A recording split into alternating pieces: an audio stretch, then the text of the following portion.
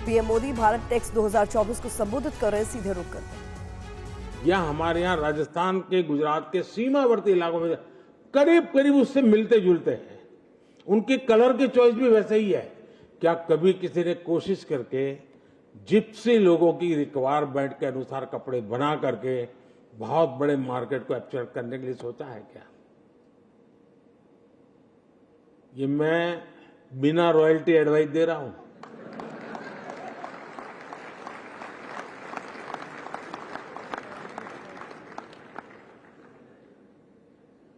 हमने सोचना चाहिए, दुनिया को इन चीजों की जरूरत है। क्या हमारे यहां, अब मैंने देखा कि इसमें केमिकल वाले नहीं है इस पूरे एग्जीबिशन में। मुझे बताइए, कोई भी कपड़ा केमिकल वालों की मदद के बिना बाजार में काम आएगा क्या? लेकिन आपकी सप्लाई चेन में केमिकल वाला नहीं है। अच्छा होता वो भी होता, और कंपटीशन हो कि नेचुरल कलर कौन प्रोवाइड करता है, वेजिटेबल से बने हुए कलर कौन प्रोवाइड करता है, और हम दुनिया को उसका मार्केट कर। हमारी खादी में दुनिया में जाने की ताकत पड़ी है जी। लेकिन हम आजादी के आंदोलन या नेताजी लोगों के चुनाव का ड्रेस कोड वहीं तक सीमित कर दिया खादी को। मुझे याद है 2003 में मैंने एक बहुत बड़ा पराक्रम किया था। पराक्रम में कह रहा हूं कि मैं जिस लोगों के बीच में रहा हूं और जिस बैकग्राउंड में जिया हूं, तो इसको पराक्रम ही कहा जाए। 2003 में पोरबंदर में 2 अक्टूबर को मैंने फैशन शो किया। अब हमारे देश में आज भी कहीं फैशन शो करो तो 4-6 लोग तो झंडा लेकर के विरोध करने के लिए आ जाते हैं। 2003 में क्या हाल हो गया, आप कल्पना कर सकते हैं। और मैंने गुजरात के इंस्टीट्यूट ऑफ एनआईडी के जो लड़के थे उनको थोड़ा समझाया। मैंने कहा मुझे 2 अक्टूबर को ये खादी जो नेताओं का कपड़े है ना, उसमें से बाहर निकालना है। ये सामान्य जनता के कपड़ों में मुझे बदलाव लाना है। थोड़ी मेहनत की, और मैंने गांधीयन, विनोबा जी के साथ काम करने वाले सारे गांधीयन लोगों को बुलाया। मैंने कहा बैठो यहाँ देखो।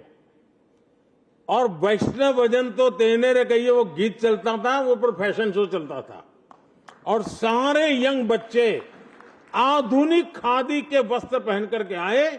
तो मुझे बालजी, विनोबा जी एक साथी थे बालजी, वो अब तो रहे नहीं रहे, वो मेरे साथ बैठे, बोले हमने तो कभी खादी का ये सोचा ही नहीं पहलू, यही सच्चा रास्ता है बोले।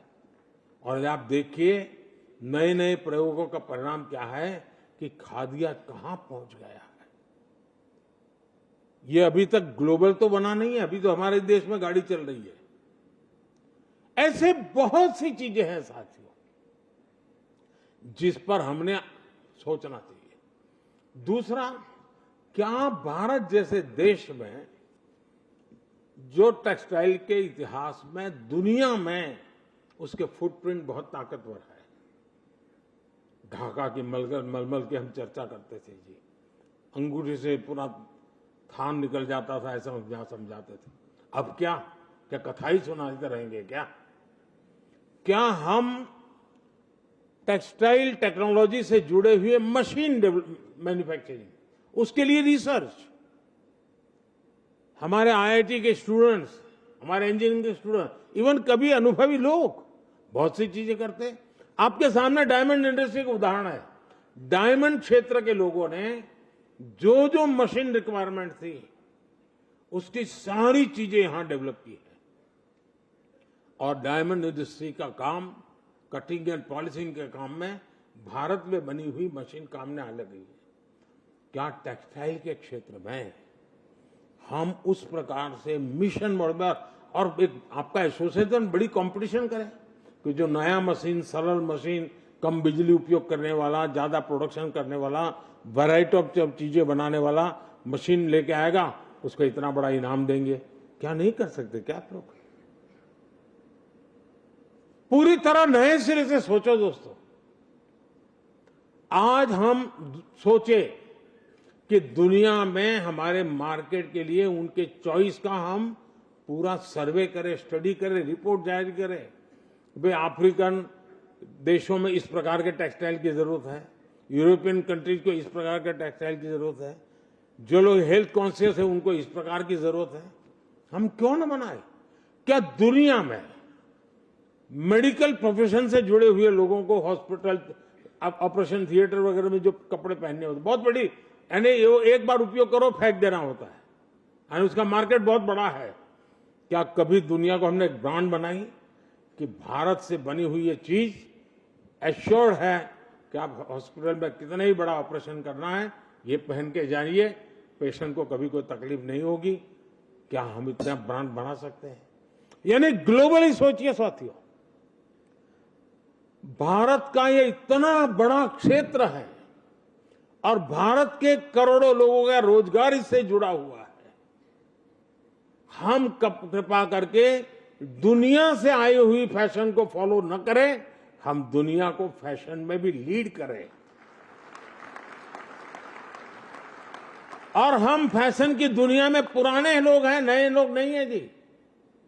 आप कभी कोणार्क के सूर्य मंदिर जाएंगे, सैकड़ों साल पहले उस कोणार्क के सूर्य मंदिर की जो मूर्तियां हैं, उन मूर्तियों ने जो कपड़े पहने हैं, आज के मॉडर्न युग में भी जो बहुत मॉडर्न कपड़े लगते हैं, वो सैकड़ों साल पहले पत्थर पर उकेरे गए हैं।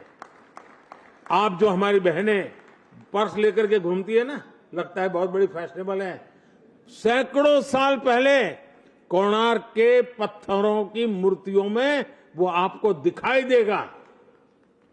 हमारे यहां अलग अलग इलाके की पगड़ी क्यों आई होगी भाई?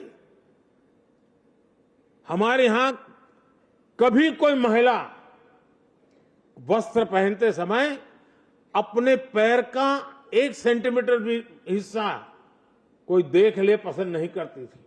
उसी देश में कुछ लोगों का कारोबार ऐसा होता था कि उनको जमीन से 6-8 इंच नीचे कपड़े पहनना जरूरी था, तो उनके लिए वो फैशन चलती थी हमारे देश में। जो पशुपालन का काम करता था, उनके कपड़े देख लीजिए। मतलब भारत में प्रोफेशन के अनुकूल कपड़े, उस पर सैकड़ों सालों से काम हुआ है। अगर रेगिस्तान में है तो उसके जूते कैसे होंगे? शहरी जीवन है तो जूते कैसे होंगे? खेत में काम करने वाला है तो जूते कैसे होंगे? पहाड़ में काम करने वाला होगा तो जूते कैसे होंगे? आपको सैकड़ों साल पुरानी डिजाइन आज भी इस देश में उपलब्ध है। लेकिन हम हमारे इतने बड़े क्षेत्र पर जितनी बारीकाई से सोचना चाहिए, हम नहीं सोच रहे हैं। और साथियों, ये काम सरकार को कतई नहीं करना चाहिए, वरना गुड़ का गोबर करने में हम लोग एक्सपर्ट है। सरकार जितनी बार, मेरा तो मत है, लोगों की जिंदगी में से सरकार को मैं निकाल देना चाहता हूं जी। खास करके मध्यम वर्ग परिवार की जिंदगी में सरकार टांग अड़ाए, मुझे मंजूरी नहीं है। आरे दिन हर कदम पे सरकार, क्या जरूरत है? हम ऐसे समाज की रचना करें जहां सरकार की दखल कम से कम हो। हां, गरीब को जरूरत है, खड़े रहना चाहिए, उसको पढ़ाना है, पढ़ाना चाहिए, उसको अस्पताल की जरूरत है, देना चाहिए। बाकियों की जो टांग अड़ाने वाला सरकार की आदत है ना, मैं उसके खिलाफ 10 साल से लड़ाई लड़ रहा हूं और आने वाले 5 साल में तो पक्का करके रहूंगा।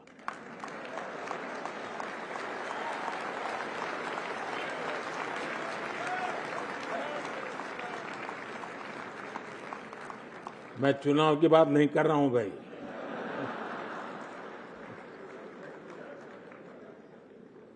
नहीं, मेरा कहने का तात्पर्य है कि आप लोग, हां, सरकार एक कैटलिक एजेंट के रूप में आपके जिन सपने हैं उसको पूरा करने में जो जो रुकावटें हैं दूर करने का काम करें। उसके लिए हम बैठे हैं, हम करेंगे। लेकिन मैं आपको निमंत्रण देता हूं जी, बहुत हिम्मत के साथ आइए, नए विजन के साथ आइए, पूरी दुनिया को ध्यान में रख करके आइए। हिंदुस्तान में माल बिक रहा है, पहले 100 करोड़ का बेचा, इस बार 200 करोड़ का बिका, ये चक्कर में मत पड़िए जी। पहले एक्सपोर्ट कितना होता था, अब एक्सपोर्ट कितना हो रहा है। पहले 100 देश में जाता था, अब 150 देश में कैसे जा रहा है।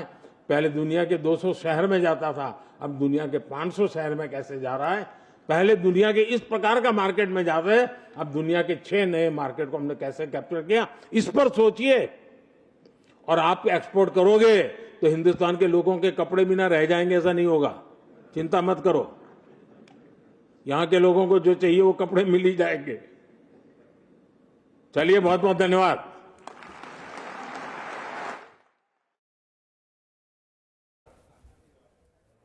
तो प्रधानमंत्री मोदी को आप सुन रहे थे भारत टेक्स 2024 में उनका संबोधन, जिसमें उनकी तरफ से साफ तौर पर कहा गया है कि 2014 के बाद से देश में एफडीआई लगातार बढ़ रहा है, विदेश से लगातार निवेश बढ़ रहा है। 18 घंटे से आईएनएलडी प्रदेश अध्यक्ष नफे सिंह राठी की हत्या सुर्खियों में है।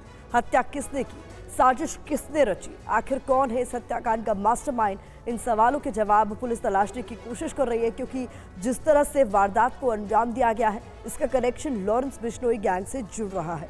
नफे सिंह राठी की हत्या ने सुखदेव सिंह गोगामेडी हत्याकांड को भी ताज़ा कर दिया है। 3 महीने पहले ही गोगामेडी की घर से अंदर बेरहमी से हत्या कर दी गई थी। उस वक्त भी लॉरेंस बिश्नोई गैंग का नाम ही सामने आया था।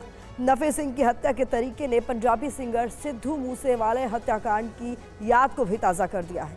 जिस तरह सिद्धू मूसेवाला की हत्या हुई थी, ठीक उसी अंदाज में बदमाशों ने नफे सिंह राठी को मौत के घाट उतार दिया। और इस बीच बड़ी खबर आपको बता रहे हैं, नफे सिंह हत्याकांड को लेकर समर्थक नाराज नजर आ रहे हैं। बहादुरगढ़ में सड़कों पर समर्थक उतर आए हैं।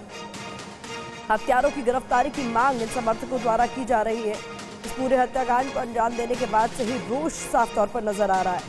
नफे सिंह के जो समर्थक है वो बेहद नाराज है। बहादुरगढ़ में सड़कों पर उतर आए हैं ये समर्थक और हत्यारों की गिरफ्तारी की मांग अब तेज हो गई है। गुंडागर्दी नहीं चलेगी, नहीं चलेगी, नहीं चलेगी, गुंडागर्दी नहीं चलेगी, नहीं चलेगी, नहीं चलेगी। बहादुरगढ़ में पूर्व विधायक नफे सिंह राठी की हत्या के मामले में लोगों में काफी ज्यादा गुस्सा है और यही वजह है कि जो परिजन थे, जो उनके समर्थक थे, उन लोगों ने अब अस्पताल के बाहर यहाँ सड़क पर बैठ गए, धरने पे बैठ गए, जाम लगा दिया। इन सभी का ये कहना है कि पोस्टमार्टम तब किया जाएगा, अंतिम संस्कार तब किया जाएगा जब आरोपी पकड़े जाएंगे। इस पूरे मामले में नफे सिंह के जो भांजे राकेश हैं, उन्होंने 7 लोगों के खिलाफ मुकदमा दर्ज कराया है, जिनमें नरेश कौशिक, रमेश राठी, करमवीर राठी, कमल राठी, सतीश राठी, गौरव और राहुल भी शामिल हैं। इनके खिलाफ धारा 147, 148, 149, 307, 302 और 120 बी के तहत मामला दर्ज किया है। पुलिस ने हालांकि सीसीटीवी फुटेज के आधार पर और जो गाड़ी के चालक थे राकेश, उनके बयान के आधार पर अभी तक 4 बदमाशों को आइडेंटिफाई किया है। जो शूटर थे, बताया जा रहा है कि वो 5 थे जो आई-10 कार में सवार होकर के आए थे, जिन्होंने करीब 40 से 50 राउंड गोलियां चलाई थी और उसके बाद नफे सिंह राठी और उनके जो गनर थी उनकी हत्या कर दी थी। हत्या के बाद जो डेड बॉडीज हैं उनको यहाँ अस्पताल में रखा गया है, जहां पर उनका पोस्टमार्टम होकर के आज अंतिम संस्कार करना है। लेकिन जो परिजन और समर्थक हैं वो लोग काफी ज्यादा यहाँ गुस्से में हैं, काफी ज्यादा गमगीन भी हैं और इन सभी लोगों का कहना है कि तब पोस्टमार्टम होगा जब आरोपी गिरफ्तार किए जाएंगे, उससे पहले वो लोग पोस्टमार्टम नहीं करने देंगे, ना ही अंतिम संस्कार किया जाएगा। और यही वजह है, जो सड़क है आप देखेंगे और इस बीच टीवी 9 पर नफे सिंह के बेटे जितेंद्र का बयान भी सामने आया है। लॉरेंस या किसी गैंगस्टर से कोई दुश्मनी नहीं है, ये उनके बेटे की तरफ से कहा गया है। कई बार पिता को जान से मारने की धमकी दी गई। तो नफे सिंह के बेटे जितेंद्र का ये बड़ा बयान, जिसमें उनकी तरफ से कहा गया है कि लॉरेंस या किसी गैंगस्टर से दुश्मनी नहीं है, लेकिन उनके पिता को कई बार जान से मारने की धमकी दी गई। पिता के खिलाफ झूठे मुकदमे दर्ज कराए गए थे। झूठे मुकदमों के सबूत लेकर हाईकोर्ट जाना था। धमकी के सबूत देने के बाद भी सुरक्षा उन्हें नहीं मुहैया कराई गई। इस वक्त हमारे साथ नफे सिंह राठी के बेटे जितेंद्र हैं। जितेंद्र जी, क्या कोई पुरानी रंजिश थी, क्या कहना चाहेंगे? हत्या की वजह क्या है आपके हिसाब से? हत्या की वजह मेरे पिताजी का राजनीतिक रसूख और बड़ ताकत था। बहादुरगढ़ के लोगों का प्यार जो हमें मिल रहा था, जिस प्रकार से हमारा पॉलिटिकल ग्राफ बढ़ रहा था, उससे भाजपा के लोग और जो राजनीतिक षड्यंत्रकारी लोग थे, जो राजनीतिक विरोधी थे, वो काफी छटपटा गए थे। हमारे ऊपर आए दिन झूठे मुकदमे दर्ज करवाए जा रहे थे, आए दिन झूठी दरखास्तें दी जा रही थी यूपी तक में हमारे पिताजी के खिलाफ झूठे मुकदमे दर्ज कराए थे, जो कि रद्द होके कैंसिल होके एसपी की रिपोर्ट हमें मिल गई थी। वो लेके हमें हाई कोर्ट में जाना था कि जी हमारे जान का माल को इन लोगों से खतरा है, हमारा बचाव किया जाए। लेकिन उससे पहले इन्होंने हमला करके और अपनी साफ साफ कह दिया कि भाई अगर गए तो तुम्हें भी मार दिया जाएगा। पहले भी आपको कोई थ्रेट इस तरीके की दी गई थी, कोई कॉल वगैरह, या डायरेक्ट उन्होंने कभी कोई थ्रेट दिया था इस तरीके? इन्होंने कई बार थ्रेट दिया है, जिसके सबूत हमने पुलिस को दी है, लेकिन पुलिस ने कोई कार्रवाई नहीं की और मेरे पिताजी को इस मरने के लिए छोड़ दिया। समझ रहा हूँ, काफी दुखद है। एक बहुत बड़ी बात है, जगदीश को लेकर के आरोप जो लग रहे थे, उसमें क्या कहेंगे? जगदीश ने सुसाइड किया है। पुलिस 12 महीने हो गए, क्यों उनकी रिपोर्ट कोर्ट में सबमिट नहीं कर रही? क्या जांच करी है एसआईटी ने? पूछे उनसे, पुलिस बताएगी क्या जांच करी है। ये जो लॉरेंस का नाम आ रहा है इसमें, तो क्या शूटर गैंग की सुपारी दी गई? हमारा किसी गैंग से कोई भी हमारा बैर विरोध नहीं था। हमारी सिर्फ राजनीतिक लड़ाई है। हम राजनीतिक लोग हैं, हम सिर्फ समाज की आवाज उठाते हैं, हम शहर के मुद्दे उठाते हैं, हम हरियाणा के मुद्दे उठाते हैं। हमारा किसी से राजनीतिक तो मनमुटाव हो सकता है, लेकिन हमारा किसी से ऐसा जाति कोई दुश्मनी नहीं थी।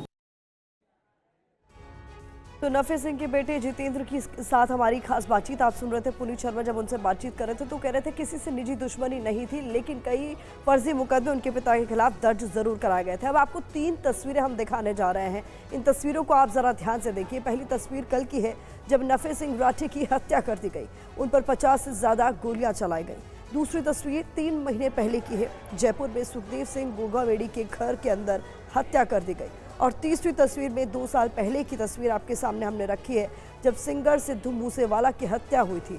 इन तीनों हत्याकांड के सेंटर में लॉरेंस बिश्नोई है। वही लॉरेंस जो जेल में बंद है और जेल से हर सूबे में बेखौफ होकर गैंग चलाता है, बेखौफ होकर हत्याकांड को अंजाम देता है, भले ही सरकार किसी की भी हो, पार्टी कोई भी हो। तो कई तरह के सवाल इस हत्याकांड के बाद ऐसे में उठने लगे हैं कि नफे सिंह राठी के हत्याकांड के लिए आखिरकार कौन जिम्मेदार है। जो पैटर्न है वो इशारा करता है लॉरेंस बिश्नोई गैंग की तरफ। अब आपको एक रिपोर्ट दिखाते हैं हमारे संवाददाता। ये विधायक नफे सिंह की वही फॉर्च्यूनर कार है जिसमें वो रविवार की शाम 5 बजे के आसपास जा रहे थे, जब शूटर i10 गाड़ी से आए और उनकी गाड़ी पर इस तरीके से हमला कर दिया। आप देख सकते हैं कि गोलियों के निशान उनकी गाड़ी पर लगे हुए हैं। जिस तरफ नफे सिंह बैठे हुए थे, उसी तरफ कितनी सारी गोलियां उनकी गाड़ियों पर लगी हुई है। और आप देखिए कि पूरी तरीके से गाड़ी जो है वो तोड़ दी गई है। और इस बीच नफे सिंह हत्याकांड से जुड़ी सबसे बड़ी खबर आपके सामने हम रख रहे हैं, जहां पूर्व विधायक नरेश कौशिक समेत 4 पर एफआईआर दर्ज हो गई है। कार ड्राइवर राकेश के बयान पर यह पूरा मामला दर्ज किया गया है। नरेश कौशिक, रमेश राठी, कर्मवीर राठी पर एफआईआर दर्ज की गई है। इस वक्त की यह बड़ी खबर आपके सामने, कमल राठी, सतीश राठी और गौरव राहुल पर एफआईआर दर्ज की गई है। तो इस पूरे मामले में अब जो नामजद एफआईआर है वो कौन कौन से नाम है वो आपके सामने हम रख रहे हैं।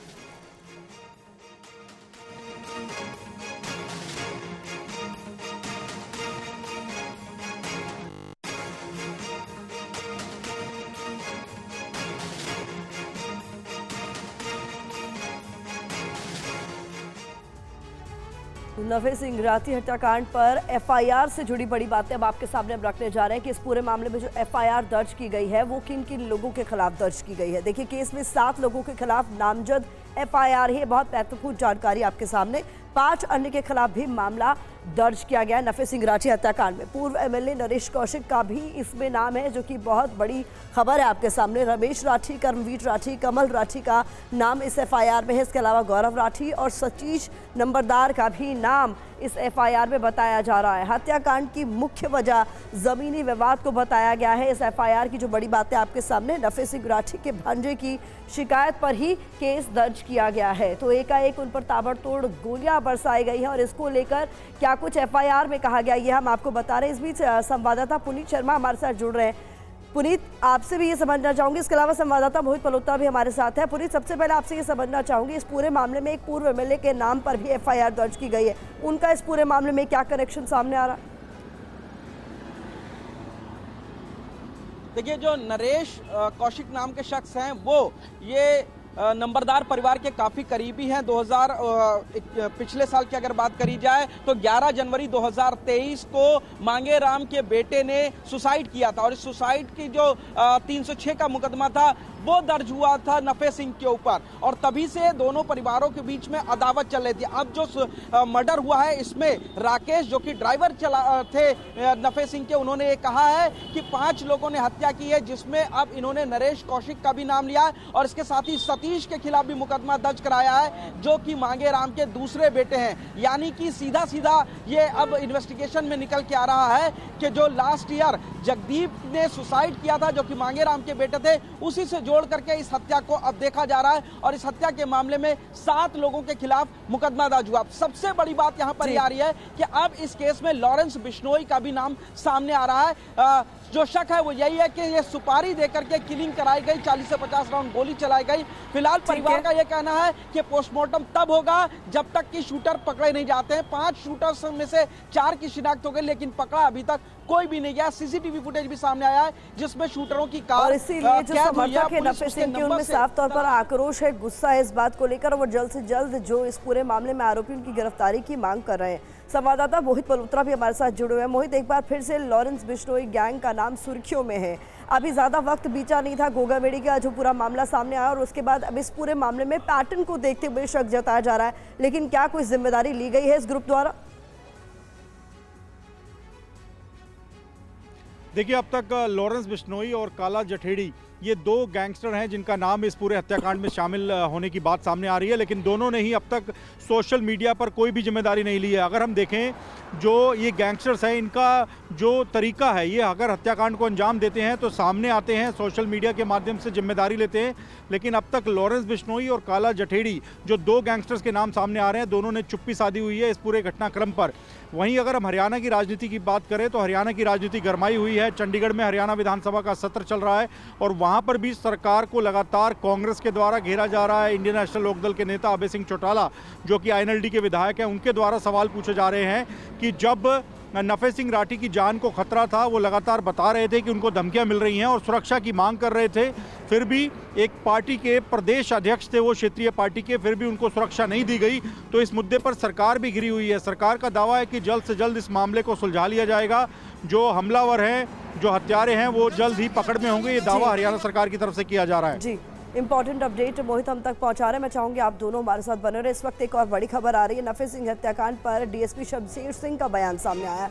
हत्या की जांच के लिए टीमें गठित कर दी गई हैं। DSP शमशेर सिंह कह रहे हैं जल्द से जल्द आरोपी गिरफ्तार कर लिए जाएंगे। तो इस पूरे मामले में जैसा कि हमारे सहयोगी बता रहे थे 4 लोगों को पहचान लिया गया है। टोटल 5 लोग बताए जा रहे थे जिन्होंने नफे सिंह हत्याकांड में गोलियां बरसाई थी। नफे सिंह राठी की हत्या के बाद अब कई तरह के सवाल भी उठने लगे हैं। INLD के समर्थक और नेता आरोपियों की गिरफ्तारी तक धरने पर अड़े हुए हैं। परिजनों ने भी न्याय की गुहार लगाई है। वहीं प्रशासन ने आरोपियों की जल्द गिरफ्तारी का दावा किया। कल से उनकी हत्या हुई है, ना उनके परिवार को, ना कातिलों के खिलाफ कोई कार्रवाई की गई है, ना उनके परिवार की सुरक्षा के लिए कोई कार्रवाई की गई है। अब तो खुलेआम गुंडागर्दी और फैलेगी। जब इतने बड़े विधायक जी के ऊपर ये हादसा कर दिया गया तो आम लोगों के साथ क्या होगा? ऐसा नहीं होना चाहिए था। वे हमारे हल्के के विधायक थे। विधायक लोगों के साथ ऐसा होगा तो हम लोगों के साथ क्या होगा? कि FIR में जिसके ऊपर हमारे को शक था, जिसका मुझे लग रहा था, हमें लग रहा था परिवार को कि इनका हाथ इन्वॉल्वमेंट हो सकती है किसी भी एंगल पे, वो हमने उनको लिख के दे दिया एप्लीकेशन। और जो मौके पे जो वारदात हुई थी, जो हमें बताई गई, वो सारी पुलिस के संज्ञान में। पुलिस उम्मीद है जल्द से जल्द कार्रवाई करेगी। जो शिकायत प्राप्त हुई है, शिकायत के आधार पर हमने FIR दर्ज कर दी है। FIR दर्ज करने उपरांत हमने 5 टीमें गठित कर दी गई हैं, जिसमें 2 DSPओं की अध्यक्षता में 5 टीमें काम कर रही हैं और इसमें अविलंब और तत्परता से कार्य करते हुए इन्वेस्टिगेशन किया जाएगा और जल्द से जल्द जो आरोपी हैं गिरफ्तार किया जाएगा। और इस बीच बता दें आपको INLD के अभय चौटाला ने नफे सिंह हत्याकांड के लिए हरियाणा सरकार को जिम्मेदार ठहराया है। वहीं कांग्रेस का आरोप है कि आज हरियाणा में कानून व्यवस्था नाम की कोई चीज अब बची ही नहीं। इसके लिए पूर्ण रूप से जो है प्रदेश की सरकार जिम्मेवार है। आज हरियाणा प्रदेश में ऐसे लोगों के पास सुरक्षा है जिनके ऊपर संगीन अपराध के मामले दर्ज हैं, जो नशे के कारोबार में शामिल है, जो अपराधियों को पनाह देने में शामिल है, उन लोगों को तो सुरक्षा प्रदान कर रखी है और जिसको सुरक्षा की जरूरत है उसको सुरक्षा देने की बजाय मुख्यमंत्री ये बात शरेआम पब्लिकली ये बात कही कि मैं हरियाणा प्रदेश के आम व्यक्ति को, आम नागरिक को सुरक्षा प्रदान नहीं कर सकता। हरियाणा में स्थिति कितनी भयावह है, नूह में क्या हुआ सभी जानते हैं इस बात को। और ये नभे सिंह राठी का जिस तरह से नृशंस हत्या करी गई, ऐसा लगता खबर सामने आ रही है जोधपुर से, जहां पर नारी कलेक्शन की संचालिका की हत्या की खबर सामने आ रही है। पति महिराम बिश्नोई ने ही गोली मारी है, ये इस वक्त की बड़ी खबर जोधपुर से सामने आ रही है। वारदात का सीसीटीवी फुटेज भी सामने आ गया। ये तस्वीरें आप देखिए, हैरान कर देने वाली तस्वीरें जोधपुर से सामने आई हैं, जहां पति ने यहां पर हत्या की है और बाकायदा ये सब कुछ सीसीटीवी फुटेज में कैद हुआ है। आपसी अनबन, दहेज प्रताड़ना का केस दर्ज था। फलोदी पुलिस मामले की जांच में अब जुट गई है, लेकिन ये तस्वीरें आपके सामने हैं जो जोधपुर से सामने आ रही हैं। बताया जा रहा है कि यहाँ पर पति महिराम बिश्नोई ने ही अपनी पत्नी की, जो कि नारी कलेक्शन की संचालिका थी, उनकी हत्या कर दी है। आपसी अनबन की खबरें सामने आ रही थी। इस बीच ध्वज आर्य ज़्यादा अपडेट के साथ जुड़ गए। ध्वज, क्या ये जो आरोपी तस्वीरों में नजर आ रहे हैं उन्हें गिरफ्तार कर लिया गया है? देखिए प्रतिमा, ये जो पूरी घटना है राजस्थान के फलोदी ज़िले की है और कल दोपहर की घटना बताई जा रही है 12 बजे की, जब एक महिला की हत्या कर दी गई और उसकी दुकान पर, मतलब उसकी दुकान पर आके एक व्यक्ति ने हत्या कर दी। उस महिला का नाम था अनामिका बिश्नोई। लेकिन जब सीसीटीवी फुटेज कोई जांच की गई, जब पुलिस के द्वारा जांच की गई तो सामने आया उस महिला की हत्या उसके पति ने की थी। महिराम बिश्नोई, जो कि इसका पति बताया जा रहा है, फिलहाल अभी फरार है। लेकिन इस पूरी घटना के पीछे, इस पूरी हत्या के पीछे की जो अभी कारण जो सामने आए, वो चौंकाने वाले कारण हैं कि ये जो महिला थी, इसका अपने पति से अनबन चल रही थी और 2 साल से जो है घरेलू हिंसा का एक केस भी दर्ज करा रखा था, तो और तलाक की अर्जी लगा रखी थी।